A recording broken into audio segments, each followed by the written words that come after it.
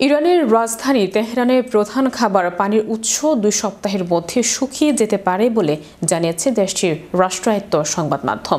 শহরটির পানি সরবরাহকারী সংস্থার পরিচালক বেহজাদ পারসা বলেছেন, শহরের প্রধান জলাধারে বর্তমানে মাত্র 14 মিলিয়ন বা 1,40,00,000 ঘনমিটার পানি রয়েছে। 1 বছর আগে সেখানে 86 মিলিয়ন ঘনমিটার পানি ছিল। তিনি সতর্ক করে বলেন, বর্তমান স্তরে এটি মাত্র 2 সপ্তাহ তেহরানকে পানি সরবরাহ করতে পারবে।